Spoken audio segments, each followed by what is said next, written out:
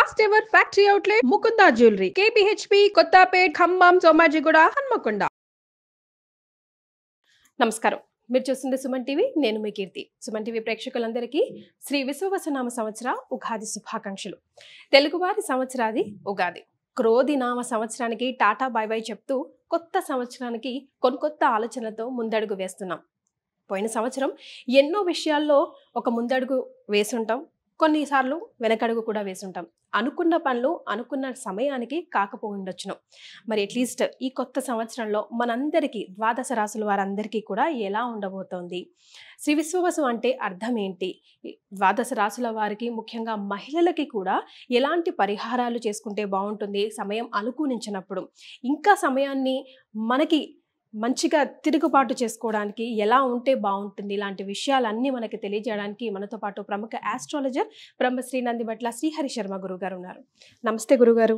వాగర్థావివ సంపృక్తౌ వాగర్థ ప్రతిపత్తయే జగతః పితరౌ వందే పార్వతీ పరమేశ్వరౌ. సదాశివ సమారంభాం శంకరాచార్య మధ్యమాం అస్మదాచార్య పర్యంతం వందే గురు పరంపరాం. ఆదిత్యాయ చ సోమాయ మంగళాయ బుధాయ చ గురు శుక్ర శనిభ్యశ్చ రాహవే కేతవే నమః. శృంగేరి జగద్గురు పీఠాధిపతులకి కంచి పీఠాధిపతులకి నమస్కారములు తెలియజేసుకుంటూ కార్యక్రమాన్ని ప్రారంభిద్దాం. అలాగే గురుగారు, శ్రీ విశ్వవసు నామ సంవత్సరం అంటున్నాం కదా, అంటే అర్థం ఏంటో? విశ్వావసు, విశ్వావసు అనగా విశ్వాసము కలిగినటువంటిది, నమ్మదగినటువంటిది అనేటువంటి అర్థంగా చెప్పవచ్చు. అంతేకాకుండా విశ్వావసు అనేటువంటిది గంధర్వరాజులలో ఒక రాజు. ఇతని పేరు మీదగానే వివాహం కాని అబ్బాయిలకి, ఆలస్యంగా వివాహం అవుతున్నటువంటి అబ్బాయిలకి ఈ యొక్క విశ్వావసు గంధర్వనామ మంత్రముతో కనుక జపము, తర్పణము, హోమము కనుక చేస్తే త్వరితగతిన వివాహము జరిగి తీరుతుంది అని చెప్పి మనకు మంత్రశాస్త్రంలో చెప్పబడి ఉంది. ద్వాదశ రాశిలో భాగంగా సింహ రాశి వారికి ఎలా ఉంటుందో గురుగారు ఒకసారి తెలియజేస్తారా? ఈ విశ్వావసు నామ సంవత్సరంలో సింహరాశిలో జన్మించినటువంటి వారికి ఏ విధంగా ఉండబోతుందో తెలుసుకునే ప్రయత్నం చేద్దాం. ముందుగా ఈ సింహరాశిలో జన్మించినటువంటి వారికి ఆదాయం 11, వ్యయం 11, రాజ్యపూజ్యం 3, అవమానం 6.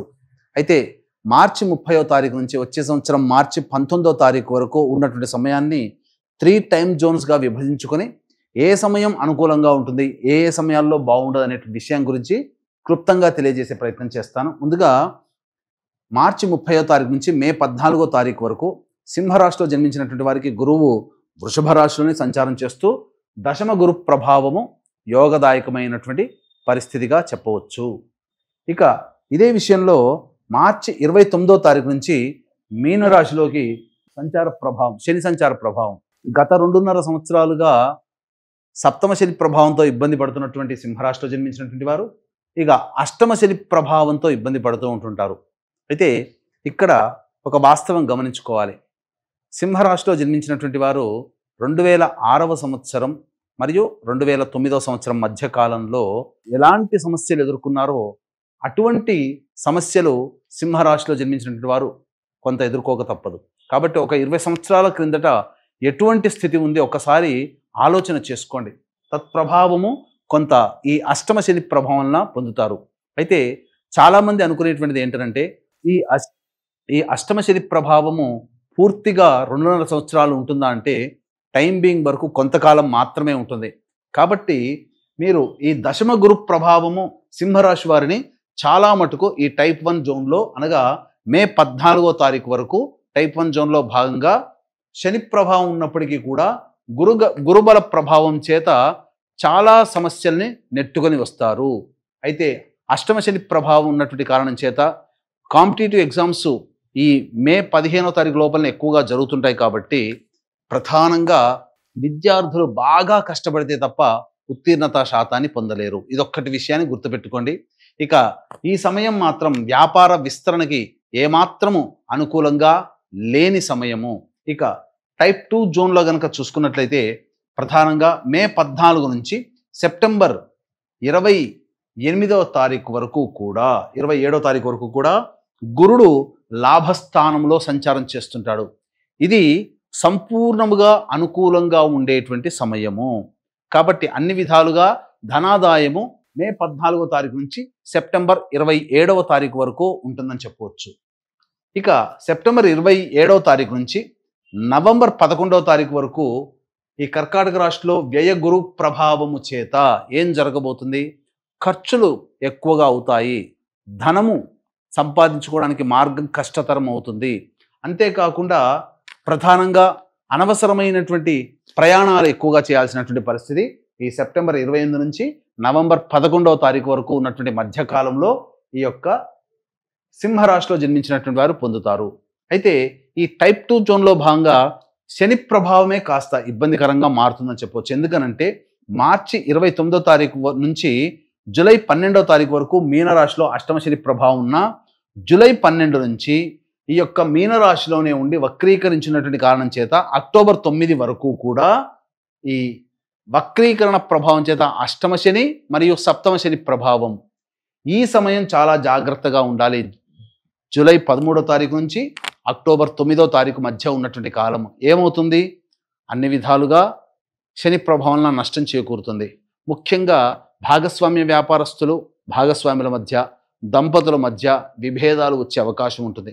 మీరు ఎవరితో కలిసి పని చేస్తుంటారో వారితో సమస్యలు అనేటువంటివి జూలై 13 నుంచి అక్టోబర్ 9 వరకు ఏర్పడతాయి. ఎంత గురుబలం ఉన్నప్పటికీ కూడాను శని ప్రధానంగా అవయోగాన్ని కలిగించే గ్రహం కాబట్టి ఈ సమస్యలు అనేటువంటివి ఎక్కువగా ఉంటాయి.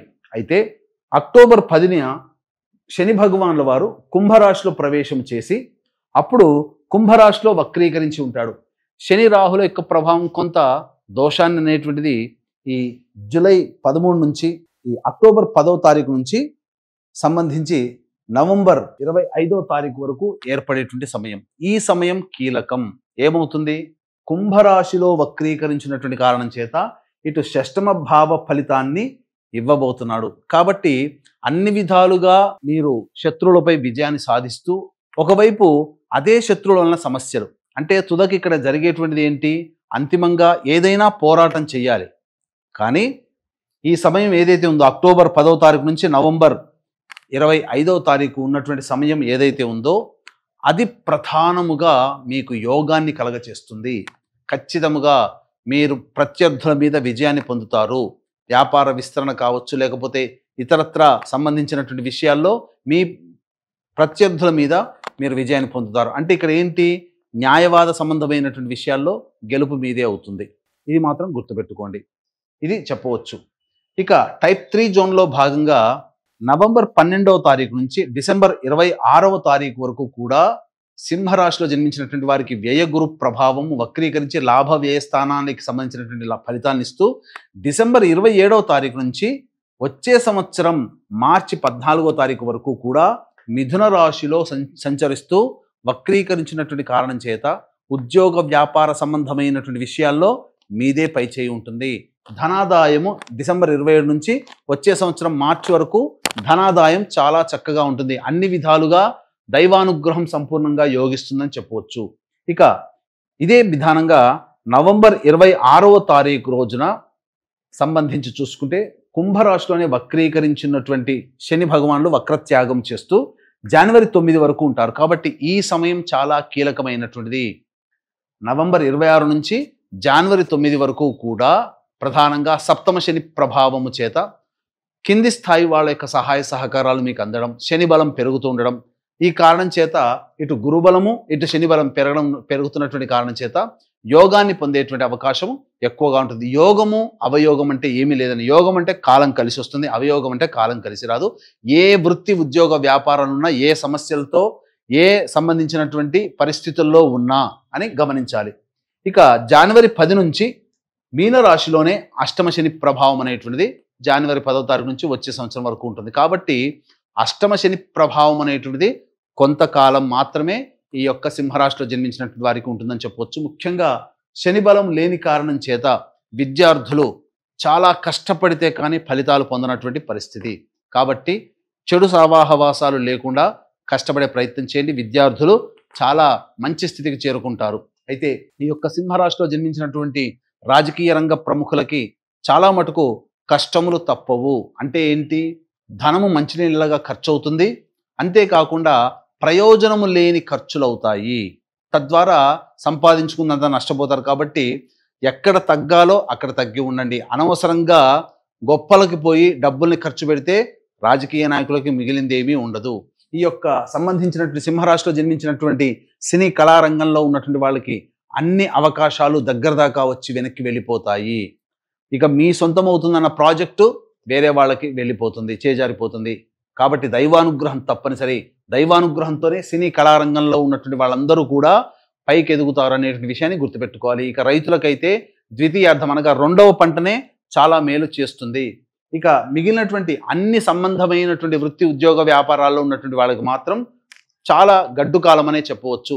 అన్నిటికంటే ప్రధానముగా ఈ సంబంధించినటువంటి ప్రైవేట్ రంగంలో కానీ ప్రభుత్వ రంగంలో పనిచేస్తున్నటువంటి ఉద్యోగస్తులు ఎవరైతే ఉంటారో వాళ్ళకి ఇష్టము లేని చోట బదిలీలు అయ్యేటువంటి అవకాశము గోచరమవుతుంది. కాబట్టి జాగ్రత్తలు పాటించండి. ఇక మరి సింహరాశిలో జన్మించిన మహిళలకి ముఖ్యంగా ఎలా ఉండబోతుంది శ్రీ విశ్వవసనామ సంవత్సరం? ఈ యొక్క సింహరాశిలో జన్మించినటువంటి మహిళలకి ఏమాత్రం కూడా కాలం కలిసి రాదు. ఇటు గురుబలము శనిబలం తక్కువగా ఉండడం, అంతేకాకుండా దంపతుల మధ్య విభేదాలు వచ్చే అవకాశం గోచరమవుతుంది. కాబట్టి శని కుంభరాశిలో సంచారం చేస్తున్నటువంటి సమయం ఎప్పుడు? ఈ యొక్క జూలై 13వ తారీఖు నుంచి నవంబర్ 26వ తారీఖు మధ్య ఉన్నటువంటి కాలం మాత్రం అనుకూలంగా ఉండదు. దంపతుల మధ్య, భాగస్వామ్య వ్యాపారస్తుల మధ్య విభేదాలు వచ్చే అవకాశం ఉంటుంది. అది తీవ్ర స్థాయిలో ఉండే అవకాశం ఉంది. కాబట్టి తగ్గి ఉండే ప్రయత్నం చేయండి. మీరు ఎంత గొప్పగా మీరు అనుకున్న ఎదుటి వాళ్ళు మిమ్మల్ని గొప్పగా చూసుకోరు. అంటే ఏంటి? మీకు మీరే అనుకుంటారు తప్ప ఎదుటి వాళ్ళకి గౌరవం అనేటువంటిది దక్కదు. అంతేకాకుండా కుటుంబంలో అప్పటి వరకు మీకు బాధ్యతగా, మీ పట్ల బాధ్యతగా మెలిగిన వాళ్ళు నిర్లక్ష్యం చేసే అవకాశాలు ఎక్కువగా ఉంటాయి. మీ మాట వినే సంతానం మాట వినకపోవచ్చు. అంతేకాకుండా అప్పటి వరకు మిమ్మల్ని గౌరవంగా చూసినటువంటి స్నేహితులు కానీ ఇతరత్ర వ్యక్తులు కానీ మీ పట్ల కొంత ఈర్ష్య అసూయ భావంతో కానీ లేకపోతే కోప స్వభావంతో కానీ ద్వేషముతో కానీ ఉండే అవకాశం ఉంటుంది. కాబట్టి జాగ్రత్తలు పాటించండి. ఏది ఏమైనప్పటికీ కూడాను అంతా మన మంచిగా అనేటువంటి విషయాన్ని గమనిస్తూ అదే విధంగా ఆలోచన చేసుకుంటూ మీరు కాలాన్ని వెళ్లబిచ్చుకునే ప్రయత్నం చేయండి తప్ప మీరు కోపోద్రిక్తులు అయ్యేటువంటి అవకాశము తక్కువగా ఉండే ప్రయత్నం చేయండి. ఎందుకనంటే మీ కోపమే మీకు శత్రువుగా మారుతుంది. ఇక సంతానం కోసం ఎదురు చూసేటువంటి వాళ్ళకు కాలం కలిసి వచ్చేంత వరకు ఆగడం మంచిది. సంతాన నష్టం గోచరం అవుతుందని చెప్పొచ్చు. ముఖ్యంగా అనారోగ్య సమస్యలు అంటే ఏంటి? ప్రధానంగా సర్వికల్ ప్రాబ్లమ్స్ ఈ యొక్క సింహరాశిలో జన్మించినటువంటి మహిళలకు ఏర్పడబోతుంది. కాబట్టి జాగ్రత్తలు పాటించండి. మరి వీరంతా కూడా సింహరాశిలో జన్మించిన వారు ఎలాంటి పరిహారాలు పాటిస్తే మరింత ఈ లైఫ్ అంతా కలిసి వస్తుంది ముఖ్యంగా ఈ సంవత్సరంలో? ఇక ఈ సింహరాశిలో జన్మించినటువంటి స్త్రీ పురుషులందరూ కూడా ప్రధానంగా దైవానుగ్రహము తక్కువగా ఉంది. అలాగే శని రాహు కేతుల యొక్క ప్రభావం కూడా అధికంగా ఉన్నటువంటి కారణం చేత అవకాశం కుదిరినప్పుడల్లా నవగ్రహ శాంతి చేయించుకోవడం చాలా మంచిది. అంతేకాకుండా మీ సమస్య పరిష్కారం కావాలనేటువంటి ఉద్దేశంతో ప్రతి గురు శనివారాలు నవగ్రహాల చుట్టూ శివాయ నమః అంటూ 27 ప్రదక్షిణలు చేసి అభిషేకము, ఈశ్వరుడికి అభిషేకం జరిపించుకోండి. వీలైనప్పుడల్లా ఎప్పుడైనా బయటికి వెళ్ళినప్పుడు ప్రధానంగా బయటికి వెళ్ళినప్పుడు పెద్దల ఆశీర్వచనం తీసుకునే ప్రయత్నం చేయండి. తప్పకుండా మీరు విజయాన్ని పొందుతారు.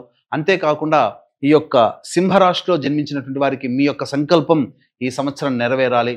అలాగే మీరు సమస్యలు ఎదుర్కొన్నప్పుడు దగ్గరలోని మీ యొక్క జాతకాన్ని దగ్గరలోని పండితులకు చూపించినప్పుడు అటువంటి పండితులు ఎటువంటి పరిహారాలు చేసుకోమని చెబుతారో అటువంటి పరిహారాలన్నీ కూడా సకల దోష నివారణ పూజల హోమాలలో భాగంగా ప్రతి నెల ఒక్కొక్క క్షేత్రంలో చేయించడం జరుగుతుంది.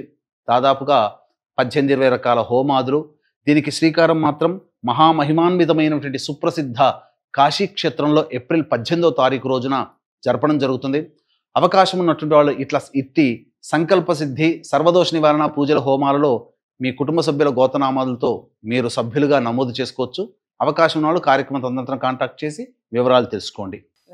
గురుగారు, మరి ఆరోగ్యపరంగా కూడా వీరికి ఎలా ఉంటుందో ఒక్కసారి తెలియజేయండి. ఇక ఈ సింహరాశిలో జన్మించినటువంటి వారికి కొన్ని సమయాలు అనుకూలంగా ఉండవు. అనగా వాహన ప్రమాదాలు కానీ, ఆరోగ్యం పట్ల శ్రద్ధ వహించడం కానీ, లేదా ఇతరత్ర ధనపరంగా, కుటుంబపరంగా, ఉద్యోగపరంగా కొన్ని సమయాలు అనుకూలంగా ఉండవు. కాబట్టి ఏ సమయంలో అనేటువంటివి మనం తెలుసుకుందాం. అక్టోబర్ 26వ తారీఖు నుంచి డిసెంబర్ 5వ తారీఖు, వచ్చే సంవత్సరం ఫిబ్రవరి 23వ తారీఖు నుంచి మార్చి 19వ తారీఖు వరకు, ఈ సంవత్సరం జూలై 27వ తారీఖు నుంచి సెప్టెంబర్ 11వ తారీఖు వరకు జాగ్రత్తలు పాటించండి. ధన నష్టము, కుటుంబ సభ్యులతో విభేదాలు, వాహన ప్రమాదాలు చోటు చేసుకోవడం లేదా ఆరోగ్యపరంగా ఆపరేషన్స్ చేసుకోవాల్సినటువంటి పరిస్థితి ఏర్పడుతుందని చెప్పవచ్చు. రైట్.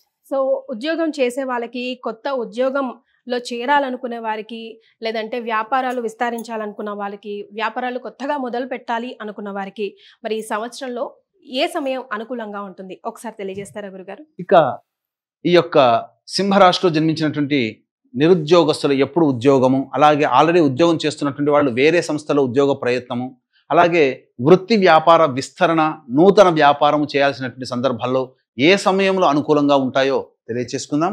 ఈ సంవత్సరం అక్టోబర్ 17 నుంచి నవంబర్ 15 మధ్యకాలము, వచ్చే సంవత్సరం జనవరి 14వ తారీఖు నుంచి ఫిబ్రవరి వచ్చే సంవత్సరం 13వ తారీఖు వరకు, ఈ సంవత్సరం మే 14 నుంచి జూలై 15వ తారీఖు వరకు సంపూర్ణంగా ఉద్యోగస్తులకి, వ్యాపారస్తులకి, వృత్తిలో ఉన్నటువంటి వాళ్ళకి అనుకూలమైనటువంటి కాలంగా చెప్పొచ్చు. ఏది ఏమైనా ఏ తర్వాత చెప్పొచ్చేది ఏమిటంటే, ఈ సింహరాశిలో జన్మించినటువంటి పురుషులకి, మహిళలకి వివాహం కావడం చాలా కష్టంతో కూడుకున్నటువంటిది. కాబట్టి దైవానుగ్రహం పొందే ప్రయత్నం చేయండి.